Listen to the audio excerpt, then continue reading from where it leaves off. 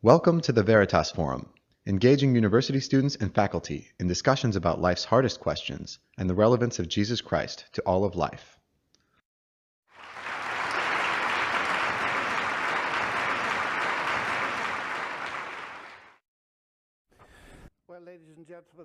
Bueno, damas y caballeros, gracias por esa cálida bienvenida. Entiendo que ahora estoy en un terreno prestigioso.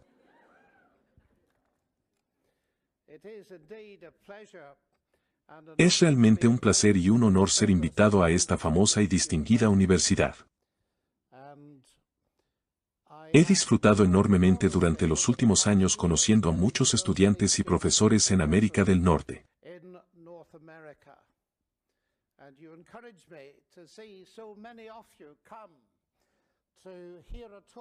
Y me anima ver a tantos de ustedes venir a escuchar una charla sobre la cuestión, Dios, realidad o ficción. Y supongo que con el título te refieres a la pregunta de si existe alguna realidad objetiva para Dios. O si el concepto de Dios es tal como se sugiere en la película, una construcción de la mente humana. Y supongo que ese es probablemente el mejor lugar para comenzar, con Sigmund Freud, quien sugirió lo siguiente: que la idea de Dios es el cumplimiento de un deseo para compensarnos por las miserias de esta vida. Castillos en el cielo cuando mueres. Es muy interesante analizar ese tipo de argumento porque en realidad funciona en ambos sentidos. Y hay un libro llamado Eine kleine Geschichte des Gresten, una breve historia del grande, escrito por el psiquiatra más distinguido de Alemania, Manfred Lutz. Y ahí dice, si no hay Dios, entonces, por supuesto, Freud te da un brillante argumento de por qué la religión y Dios son el cumplimiento de un deseo, si no hay Dios. Pero luego continúa señalando que si hay un Dios, Freud le dará un argumento igualmente convincente de por qué el ateísmo es un cumplimiento de deseo. El deseo de no encontrarse con Dios, como señaló Czesław Premio Nobel de Literatura. Que para él, el ateísmo era el opio del pueblo. Satisface el deseo de no tener que enfrentarnos nunca a Dios y dar cuenta de nuestra vida.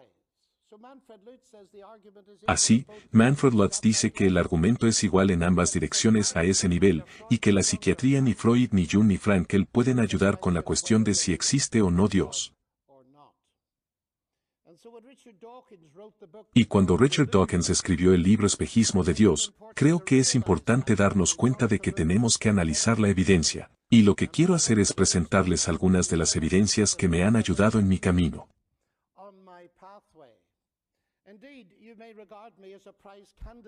De hecho, pueden considerarme un candidato ideal del espejismo porque vengo de Irlanda del Norte, que no siempre tiene la mejor reputación por su tipo de cristianismo.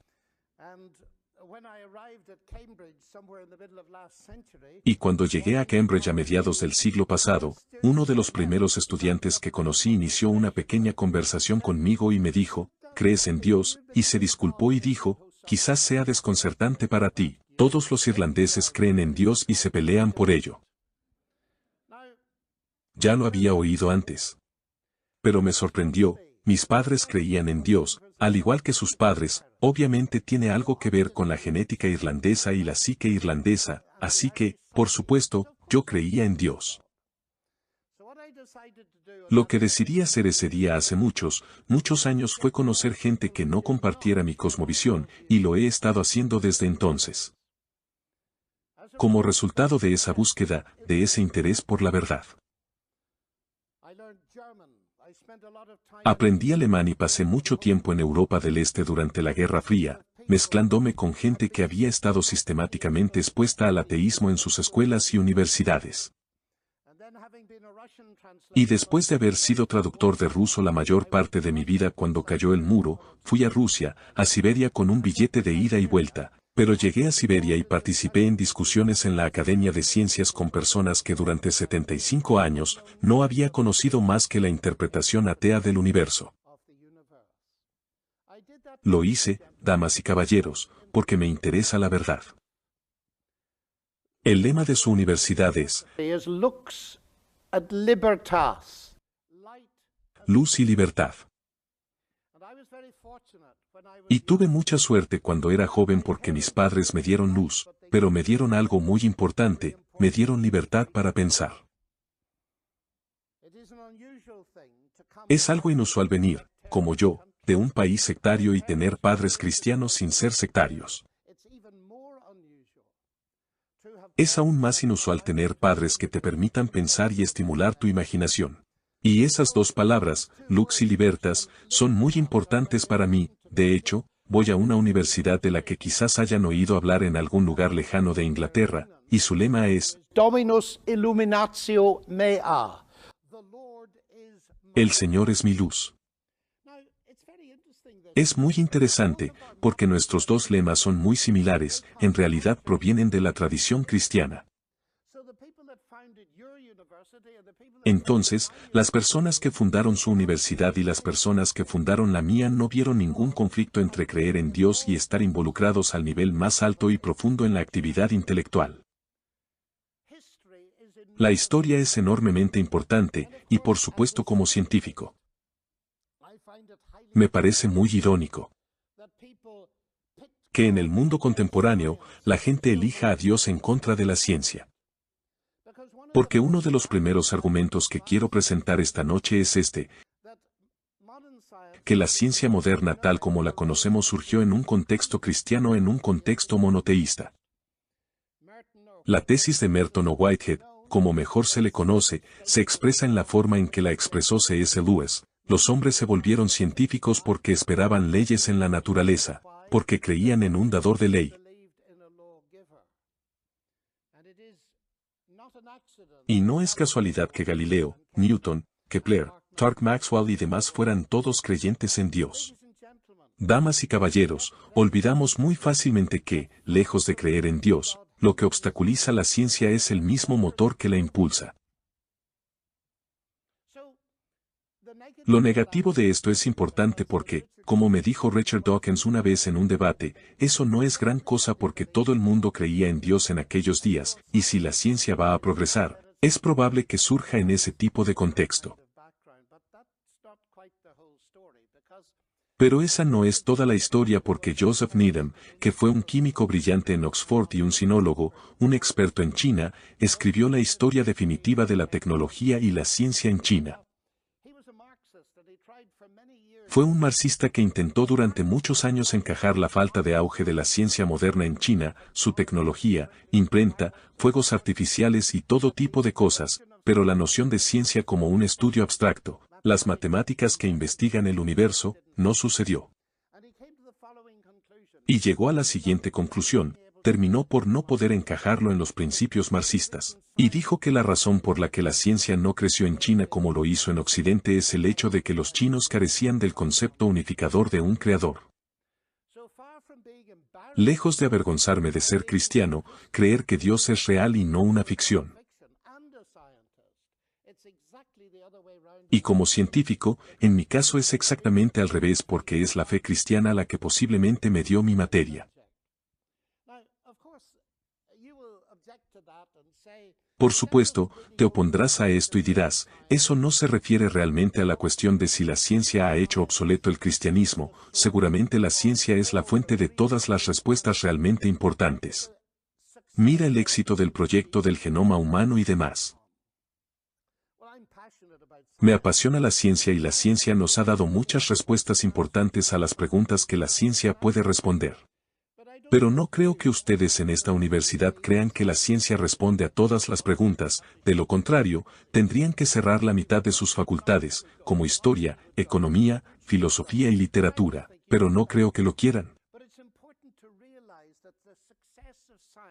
Pero es importante darse cuenta de que el éxito de la ciencia se debe en parte a la red de sus preguntas, la malla de la red que aplica para captar el tipo de conocimiento que ella misma adquiere. La ciencia no responde a cuestiones de ética, por ejemplo. Einstein dijo una vez, se puede hablar de los fundamentos éticos de la ciencia, pero no se puede hablar de los fundamentos científicos de la ética. La ciencia tampoco se ocupa de la cuestión del significado. Y es por eso que algunas personas que han invertido todo su dinero en la ciencia están confundidas acerca del significado de la vida. Porque la ciencia realmente no llega hasta ahí. De hecho, las investigaciones recientes en psiquiatría son absolutamente fascinantes. Hace poco escuché en Londres a Ian McElcross describiendo los resultados del trabajo de toda una vida en las dos mitades del cerebro. Y su análisis es el siguiente, y está siendo retomado por filósofos de todo el mundo en este momento. Probablemente ya conozcas los rudimentos que se ofrecen. El lado izquierdo del cerebro es analítico, es el lado científico, es reduccionista, analiza, mide y cuenta. Pero hay un lado derecho del cerebro, y el lado derecho del cerebro se integra, quiere ver el panorama general. Está interesado en las personas más que en las cosas, y su tesis es esta. Dice que desde la iluminación nos centramos en el lado izquierdo del cerebro. Pero como tenemos un lado derecho en nuestro cerebro, estamos completamente confundidos porque el lado izquierdo con sus análisis científicos no nos da ni trascendencia ni significado. Lo encuentro fascinante porque es algo que en realidad surge de la ciencia, y él lo argumenta mientras nos lleva en un viaje fascinante a través de la historia de la filosofía occidental. Él sostiene que necesitamos volver a esas imágenes más amplias, las metanarrativas, las cosmovisiones, que dan significado, que integran. Y todos los que estamos en esta sala esta noche, todos tenemos una cosmovisión, tenemos nuestras respuestas, quizás no completamente formadas. Nuestras respuestas a las grandes preguntas de la vida. ¿Cuál es la realidad última? ¿Qué sucede después de la muerte? ¿Cuál es el significado de la vida? ¿Cuál es el propósito de la vida? Etcétera. Todos tenemos una cosmovisión, y es importante al entrar en esta cuestión de Dios, que la pongamos dentro de un panorama general para que podamos ver de dónde venimos. Y es realmente simple, en cierto modo. Si regresas a los antiguos griegos, encontrarás que examinaron una de las preguntas fundamentales sobre la cosmovisión y dice, ¿cuál es la realidad última?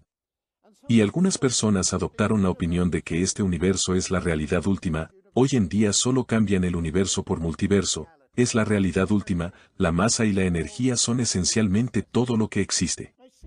Nota lo que se sigue de eso.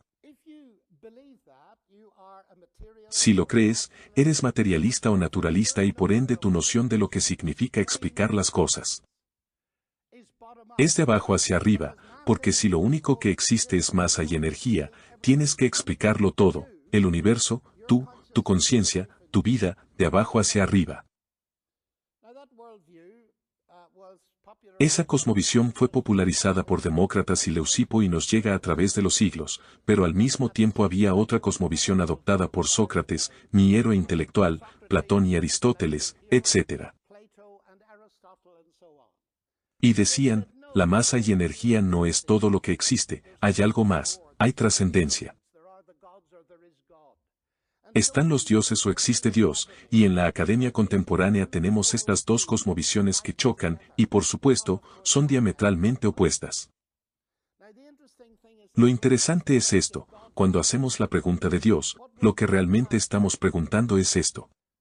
Si atacas esa pregunta, ¿qué herramientas tienes para responder las preguntas?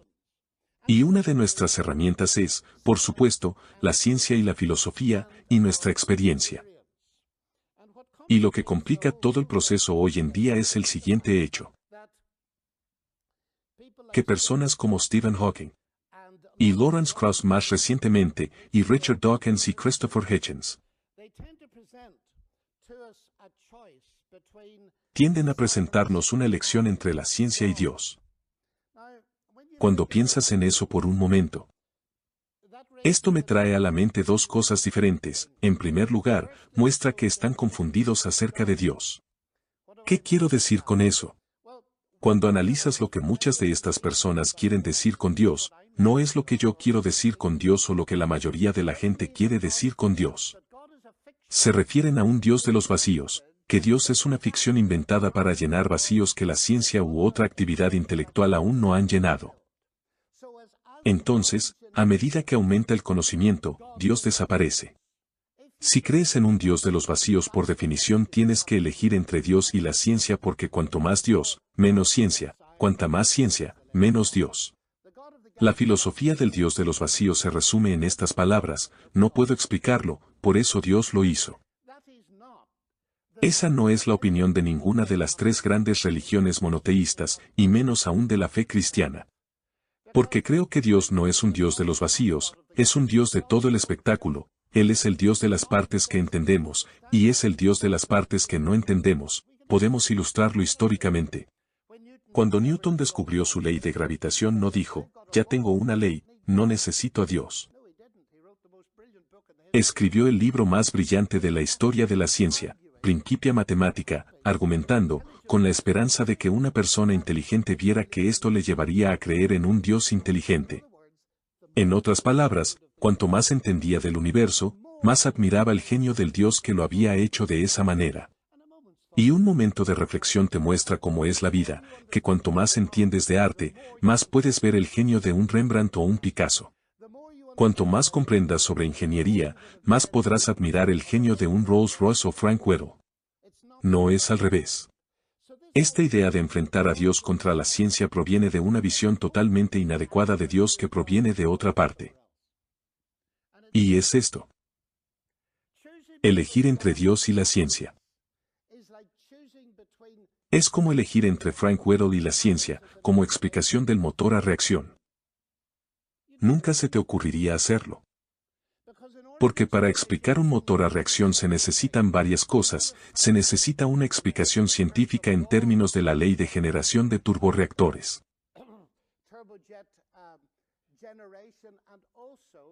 Y también de ingeniería mecánica. Esa es la explicación científica, pero también se necesita una explicación de la gente en términos del hombre que diseñó el motor a reacción. Se necesitan ambas. Es igualmente tonto decir eso porque tenemos explicaciones científicas de partes del universo que descartan a Dios como una ficción. Es igual de tonto decir: entiendo cómo funciona un automóvil, creo que Henry Ford es ficción. Es exactamente el mismo argumento. Y sin embargo, mucha gente cae en la trampa, pero vale la pena investigar un poco sobre este asunto de la explicación, damas y caballeros, porque hay otra cosa que quiero decir. ¿Crees que cuando obtenemos una ley de gravedad sabemos qué es la gravedad? Pues no. Wittgenstein, el famoso filósofo, señaló que el mayor engaño del modernismo es pensar que las leyes de la naturaleza son explicaciones. Newton fue lo suficientemente inteligente como para ver que su ley de gravedad no explicaba qué era la gravedad. Nadie sabe qué es. Y si no me creen, lean a Richard Feynman, uno de los físicos estadounidenses ganadores del Nobel más distinguidos que jamás haya existido.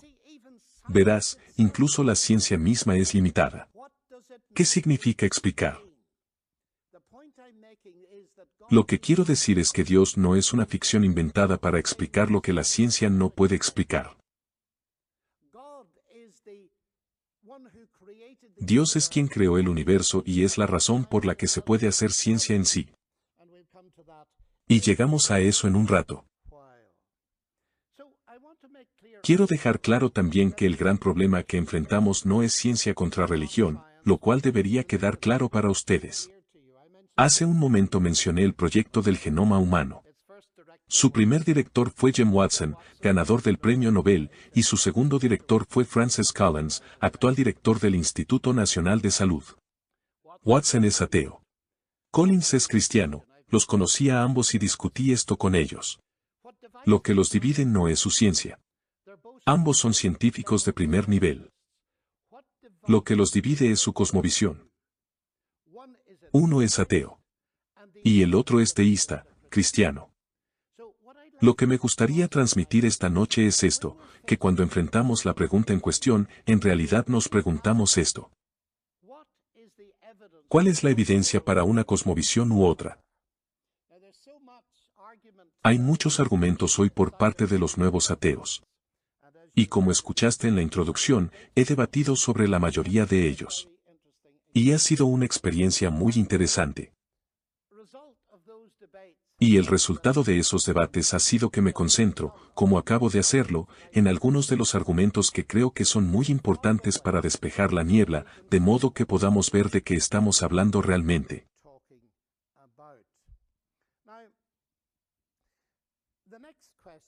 Ahora la siguiente pregunta es, ¿cómo decidimos si Dios es ficción o no? Bueno, lo primero que hay que hacer es darse cuenta de que es una cuestión de evidencia. Bueno, algunas personas dicen, ¿es realmente así? Pensé que la ciencia eran hechos, y ustedes, los religiosos, creen en la fe. Bueno, eso está totalmente mal. Verán, no habría venido aquí, damas y caballeros, si no creyera que hay suficiente evidencia de mi fe. Pero debido a que ha habido una redefinición de la fe en los últimos 10 años, mejor les explico qué está pasando. Si buscas el diccionario Webster a diferencia del diccionario de inglés de Oxford, encontrarás una nueva entrada bajo fe, un sustantivo, creer donde no hay evidencia. El diccionario de inglés de Oxford aún no ha llegado a ese punto, pero mucha gente en Inglaterra sí lo ha hecho. Esa no es la definición de fe. La fe, fides en latín, significa confianza, creencia. Y siempre tiene la idea de plantear la pregunta, ¿cuál es la evidencia en la que descansa tu confianza? Si te preguntara dónde van los equipos para ganar todos sus partidos esta temporada, entonces podría preguntarte cuáles son las pruebas de ello, y creo que se apresurarían a darme muchísimas, ¿cierto? Por supuesto que sí, porque todos ustedes entienden lo que significa la confianza basada en evidencia. Todos lo hacemos y la crisis financiera lo demuestra. Pensábamos que podíamos confiar en los banqueros, al menos en algunos de ellos. Y nos decepcionaron, y todo el mercado se congeló porque, como saben, los economistas, no había suficientes motivos para confiar, por lo que hubo que acumular evidencia. Hoy en día no hay una sola persona en Occidente que no sepa lo que significa la confianza basada en evidencia.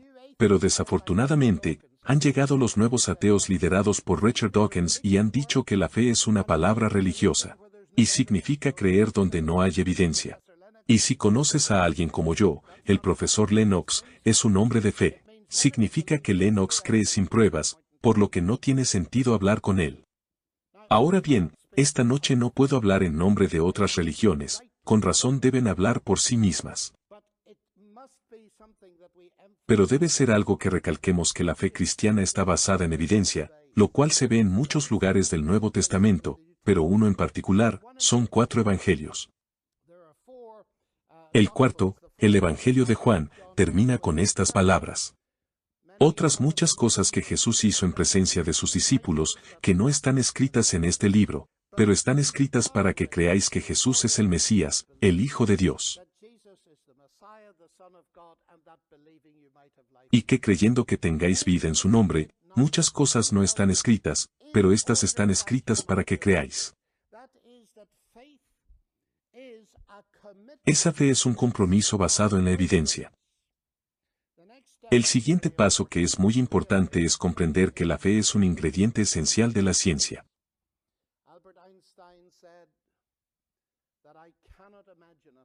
Albert Einstein dijo, no puedo imaginar a un científico sin esa fe, ¿pero cuál? No la fe en Dios, sino la fe en la inteligibilidad racional del universo. Verás, soy científico, yo creo y tengo fe, tengo confianza en el hecho de que se puede hacer ciencia, eso es parte de mi credo. ¿Pero qué justifica esa fe?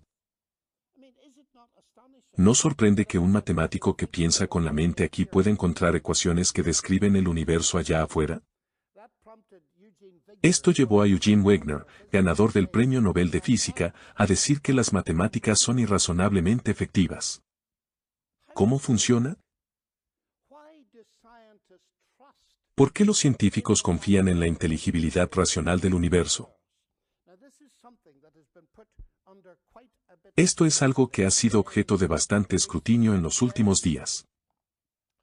Porque, como saben, Charles Darwin escribió muchas cosas interesantes, pero una de ellas fue esta: en mí siempre surge la duda de si las convicciones de la mente del hombre, que han sido desarrolladas a partir de las mentes de los animales inferiores, tienen algún valor o nada confiable. ¿Alguien confiaría en las convicciones de la mente de un mono? Si hay convicciones en esa mente. Nuestro tema es, Dios, realidad o ficción. Pero echemos un vistazo a si la ciencia es realidad o ficción. Déjame explicarte lo que quiero decir con eso. Soy un científico que confía en mi mente para acceder al universo que existe. ¿En base a qué? Y cuando hablo con mis amigos ateos de Oxford les pregunto, ¿qué es la mente? Cuando dicen que la mente es el cerebro son reduccionistas. ¿Y qué es el cerebro? Pues, el cerebro es el producto final de un proceso sin sentido y sin guía. Un proceso natural que nos lleva de las sustancias químicas primitivas a la conciencia. Y digo que es muy interesante, ¿por qué confías en él? Esta es la duda de Darwin.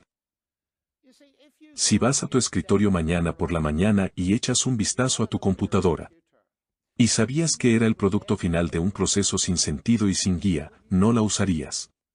No confiarías en ella ni por un momento. Esto es lo que digo, damas y caballeros, ¿la ciencia es realidad o ficción? Si es generada por un instrumento que es el producto final de un proceso sin sentido y sin guía, eso me suena bastante a gran ficción, excepto que no sabríamos qué significa ficción o cualquier palabra si eso fuera cierto. Porque la racionalidad se disuelve, como se ve cada vez más, por ejemplo, en el libro de Thomas Nagel, que acaba de publicarse la semana pasada. Y Thomas Nagel es un destacado filósofo y ateo estadounidense, se llama Mente y Cosmos. Y está señalando lo que se ha señalado durante varios años. Que hay un problema enorme con la interpretación naturalista del universo. Porque reduce el pensamiento a la activación de sinapsis. Es como si dijeras que esta pintura no es más que moléculas de pintura y lienzo. Ese es el fin del significado. Entonces el título se vuelve muy interesante, empezamos con Dios, realidad o ficción, pero ahora digo esto. Si eliminas a Dios, terminas con la ciencia siendo ficción. Uno de los principales filósofos de Alemania es Robert Spemann. Y dijo que si sales de Dios, sales de cualquier concepto de acceso a la verdad, incluso a través de la ciencia. Como verás, lo que estoy haciendo es lo que hice al principio con el argumento de Freud, lo estoy aplicando en dos direcciones. Ahora bien, desde mi punto de vista como cristiano, la inteligibilidad racional del universo encaja maravillosamente con lo que enseña el cristianismo. Porque lo que enseña es que el mismo Dios es responsable del universo allá afuera y en última instancia es responsable de la mente humana aquí, que al menos tiene la ventaja de tener algún sentido. Así que seguimos adelante porque ahora surgen muchas preguntas y la gente quiere pensar en ello. Toda esta charla sobre la ciencia y Dios está bien, pero ustedes, los cristianos, tienen otra cosa en la que afirman creer. Afirman creer en la revelación. Creen en los libros sagrados, y seguramente hay un ejemplo, si es que alguna vez lo hubo, de que la fe se opone a la racionalidad y la ciencia. Pero no lo es, en absoluto. Te lo confieso sin ningún pudor.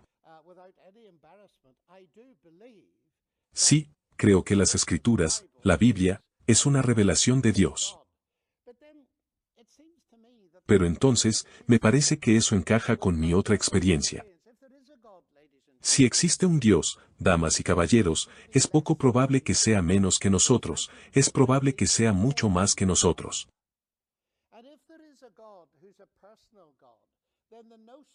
Y si hay un Dios que es un Dios personal, entonces la noción de que Él se ha revelado es una noción que está muy a la mano. Y sabrás que la afirmación central del cristianismo es que Dios se hizo humano, se reveló en forma humana.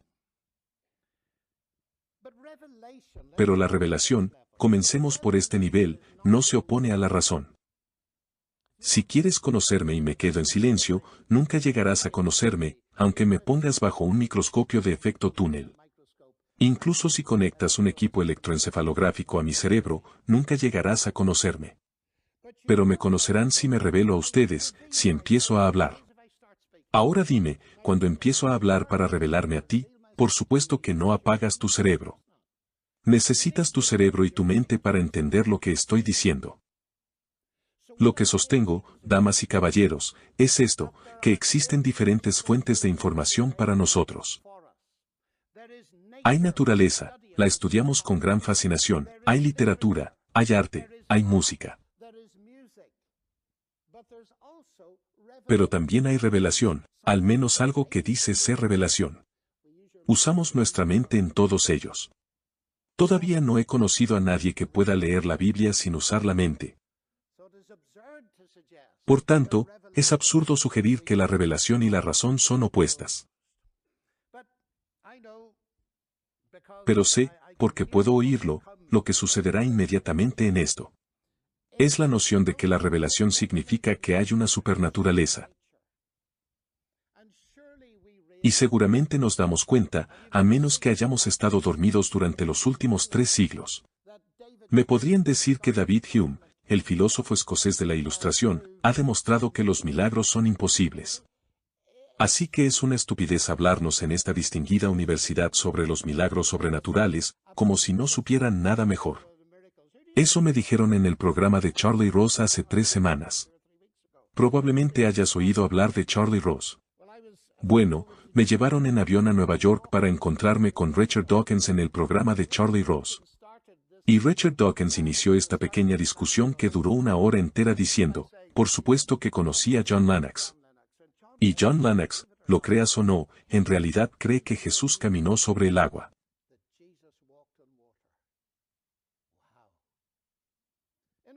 En otras palabras, decir que es un absoluto idiota y que no debería ser profesor en Oxford. Mi respuesta fue esta. Si Jesús era quien decía ser. La palabra de Dios encarnada, la que creó el universo y por tanto inventó el agua, caminar sobre ella no es gran cosa. Tu problema es este. Tienes un rechazo a priori de lo sobrenatural, de eso es de lo que tenemos que hablar. No comenzamos con los milagros de Jesús. Porque si rechazas lo sobrenatural a priori, por supuesto que lo rechazas y creo que soy un idiota, pero hay, en principio, preguntas que hacer antes de llegar tan lejos. Así que procedí, y es interesante porque esto sucedió con Christopher Hitchens en uno de mis debates, mencionó a David Hume. David dice que los milagros son violaciones de las leyes de la naturaleza. Y por lo tanto, como conocemos las leyes de la naturaleza, la gente de los tiempos bíblicos era tosca y precientífica, podía creer en milagros que son imposibles para nosotros. Bueno, ambos están equivocados. En primer lugar, ¿por qué cuando Jesús resucitó de entre los muertos, fue reconocido como un milagro, ya que la gente conocía la ley de que los cadáveres permanecen muertos? No eran tan primitivos. ¿Por qué José, cuando María le dijo que estaba embarazada, no creyó su historia sobre el Espíritu Santo? ¿Fue porque no sabía de dónde venían los bebés o porque sabía de dónde venían? La gente entonces conocía esas leyes de la naturaleza porque, si no se conocen las regularidades, no se podría reconocer algo que parece ser una excepción, ¿verdad?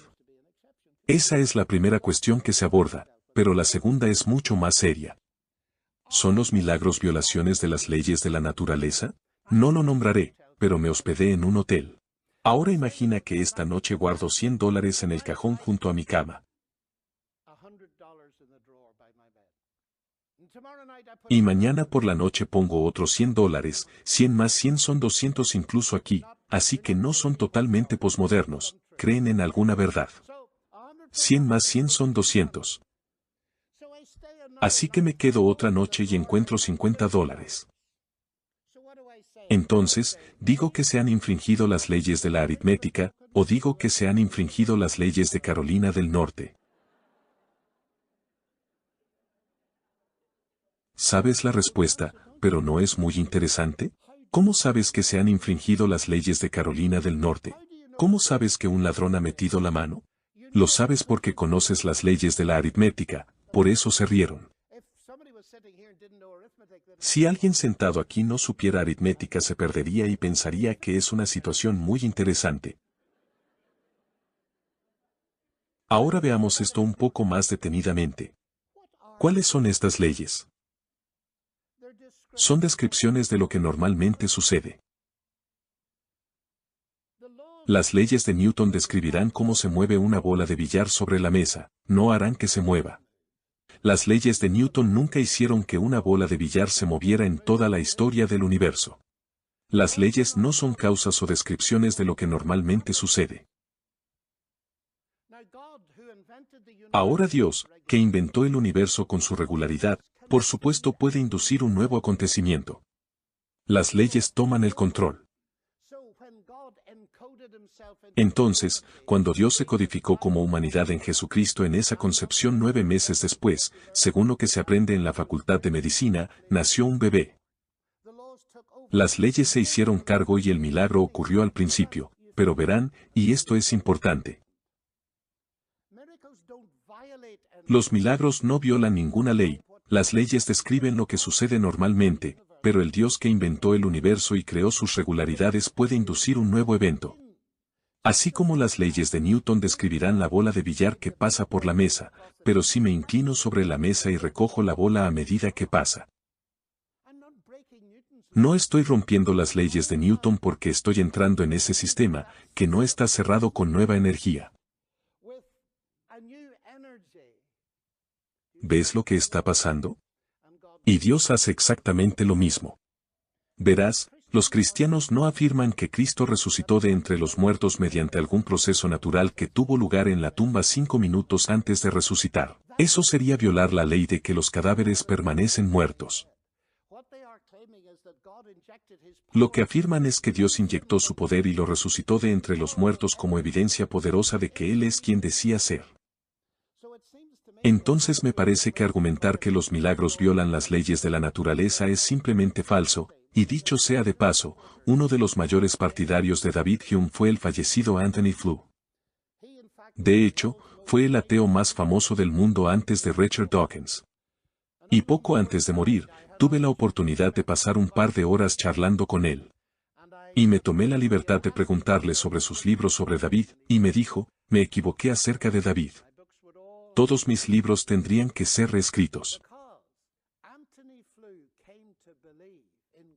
Porque Anthony Flew llegó a creer en Dios, se volvió deísta, no cristiano, llegó a creer en Dios. Y lo interesante es que el ímpetu de su creencia fue la naturaleza de la complejidad del ADN humano. Esto es muy interesante, me dijo explícitamente, pero está escrito en otra parte que simplemente se equivocó al pensar que David había dado realmente la solución final al problema de los milagros, no había hecho tal cosa. En este universo, damas y caballeros, según los materialistas es un sistema cerrado. Creo que la evidencia demuestra que es un sistema abierto.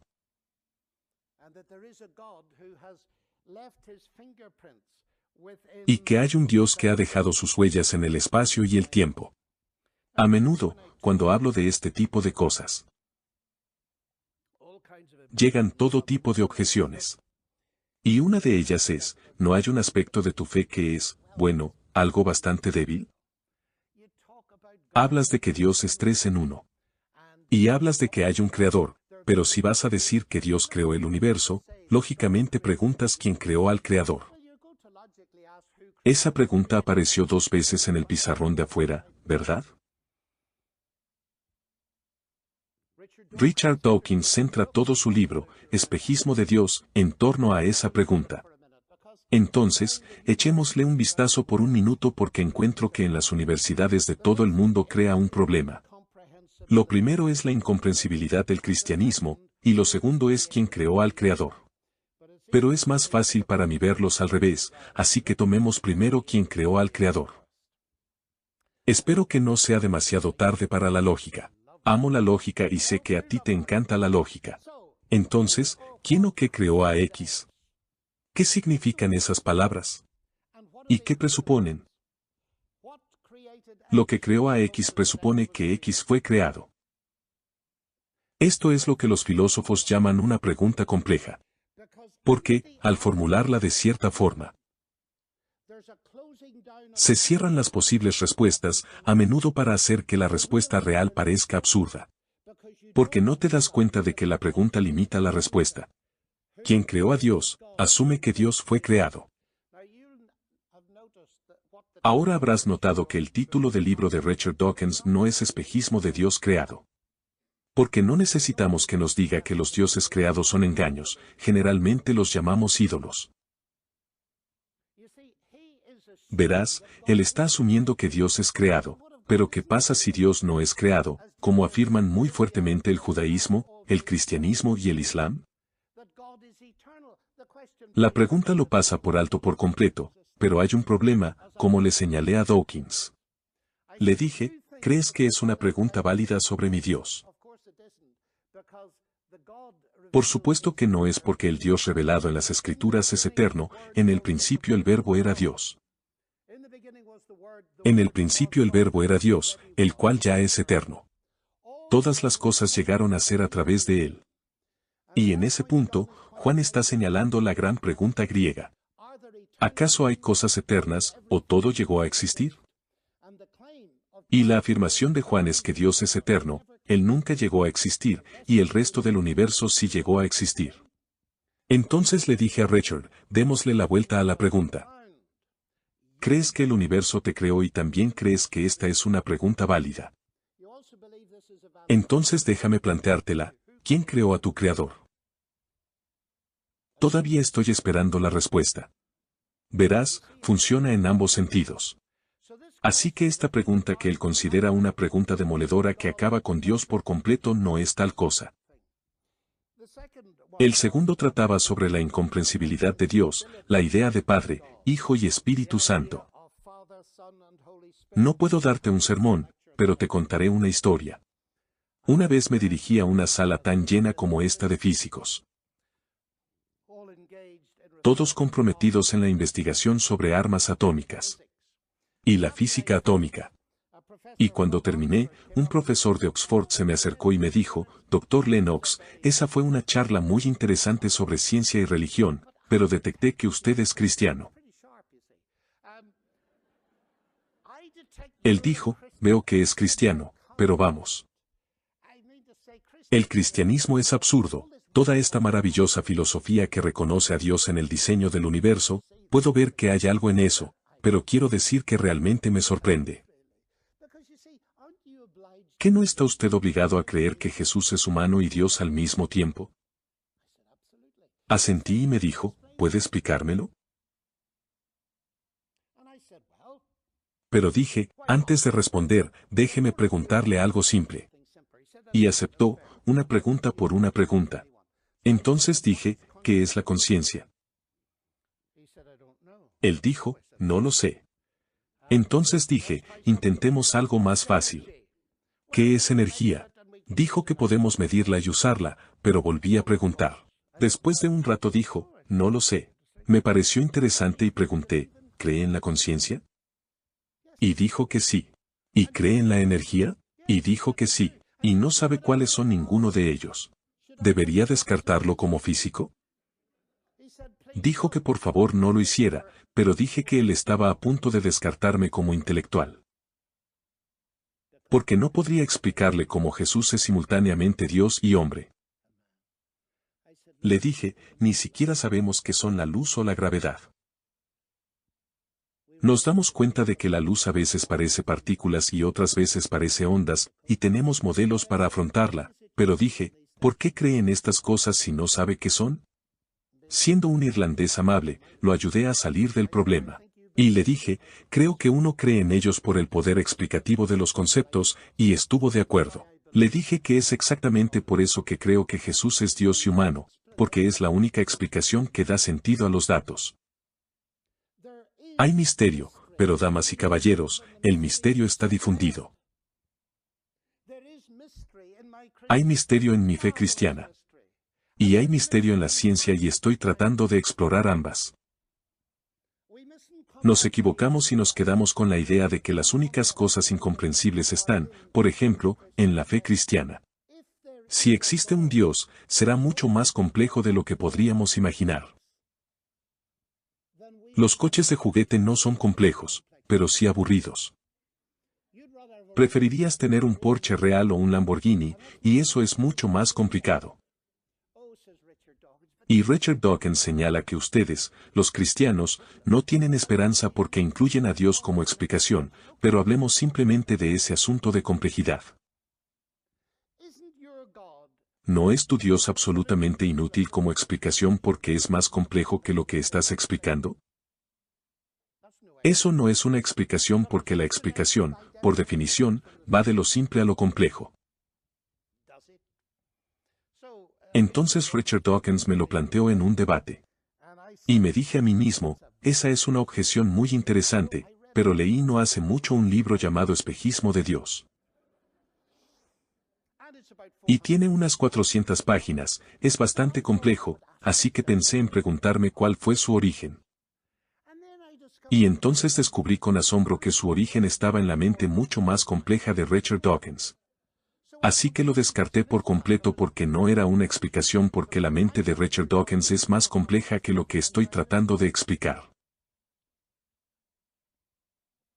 Es un argumento bastante tonto. Y damas y caballeros, ¿de dónde sacamos la idea? ¿Esa explicación que siempre va de lo simple a lo complejo? Es maravilloso cuando podemos explicar cosas complejas en términos de lo simple. Pero hay un área en la que nunca lo hacemos. Y esa área está en el campo de la semiótica. Y el idioma.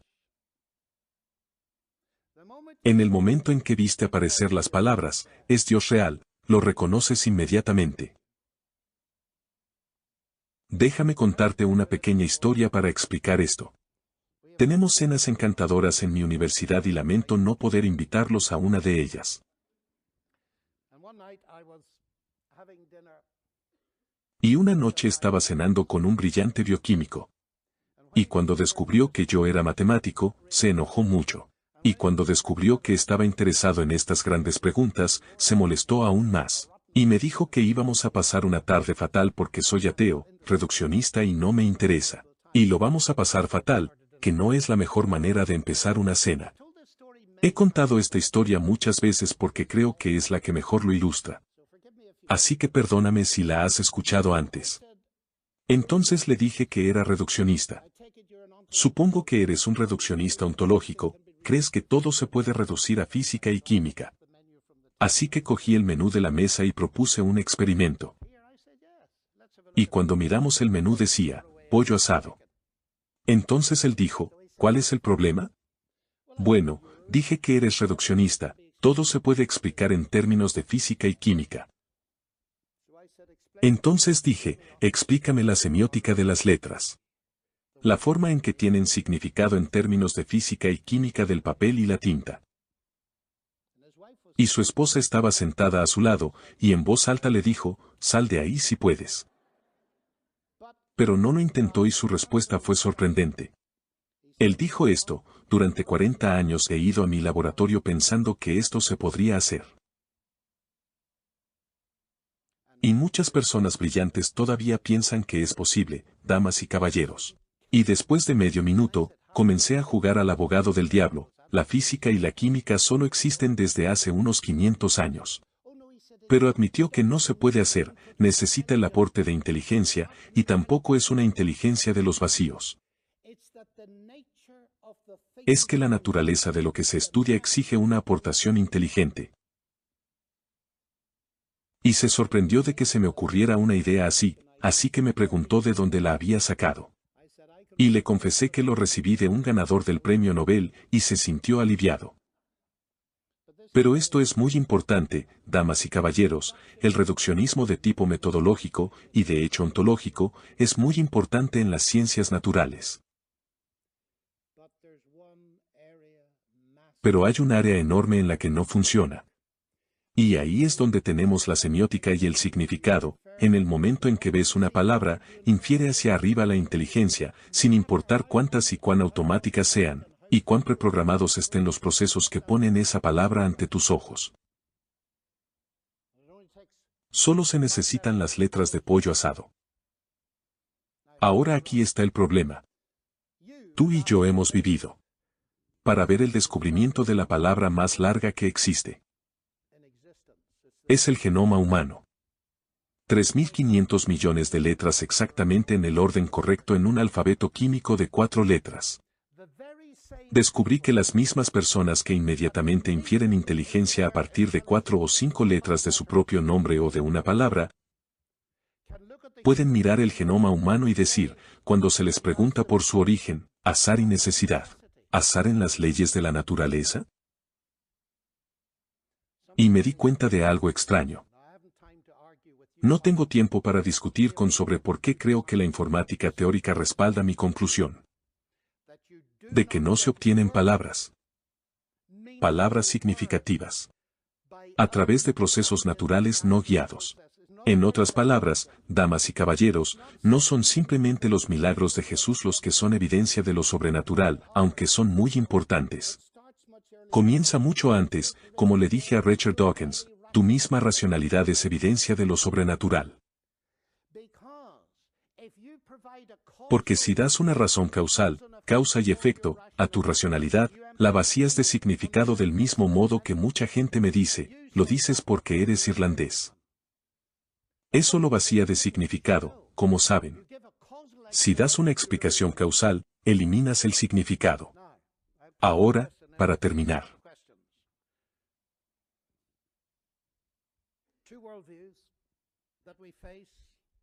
Dos cosmovisiones que enfrentamos en Chapel Hill en Oxford y en todo el mundo. Una comienza con masa y energía, y se termina con la conciencia y la mente humana como derivadas. La otra empieza, en el principio estaba la palabra. Y la palabra era con Dios, y la palabra era Dios. Todas las cosas vinieron a ser por Él, es decir, la palabra es primaria, la información es primaria. Dios es primario. Y la masa y la energía son derivadas, y tu mente y la mía son derivadas. Entonces hay dos posibilidades.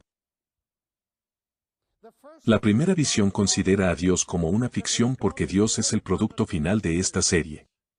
Que el universo nos ha inventado y nosotros hemos inventado a Dios.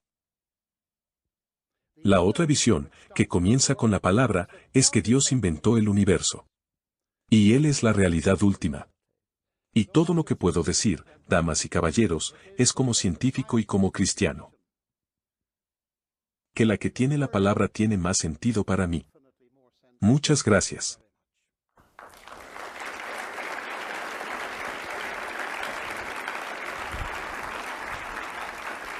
Thank you.